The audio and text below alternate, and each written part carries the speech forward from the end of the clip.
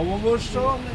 আজকে বছরের প্রথমটা দিনেই করিমগঞ্জ আরক্ষীর বিশেষ সাফল্য। আজকে সকাল 6:30 নাগাদ আমাদের কাছে খবর ছিল এরকম নিষিদ্ধ দ্রব্য নিয়ে গাড়ি একটি আসবে। সেই মর্মে আমরা পুঙ্খানুপুঙ্খভাবে তল্লাশি চালাচ্ছিলাম, নাকা চেকিং চালাচ্ছিলাম। তাতে আজকে সকাল 6:30 নাগাদ এই চুড়াইবাড়ি ওয়াচ পোস্ট যেটা আছে সেখানে আমরা একটি ট্রাক আমরা আটকেছিলাম। সেটা তল্লাশি চালাতে ট্রাক ভর্তি ছিল তরমুজ, ফল তরমুজ।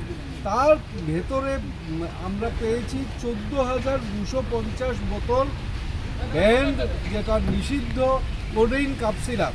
সেটা আমরা জব্দ করেছি, যথাবিহিত আইনি ব্যবস্থা নিচ্ছি। ড্রাইভার করায়ত্ত হয়েছে, মানে সহচালক যেমন করায়ত্ত হয়েছে এবং আইনগত NDPS অ্যাক্ট মতে আইনগত ব্যবস্থা নেওয়া হচ্ছে।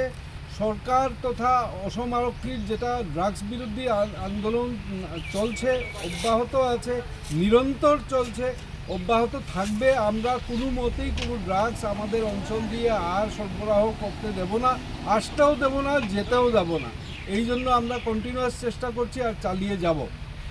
স্যার, এগুলির কালোবাজারে মূল্য কত হতে পারে? কালোবাজারে মূল্য আমরা দেখেছি পার বোতল 1000 রুপিস, 1000 টাকা। সুতরাং 14,250 বোতল মানে অলমোস্ট 1.5 কোটি টাকার নিষিদ্ধ কোডেইন কাপসের আজকে জব্দ হয়।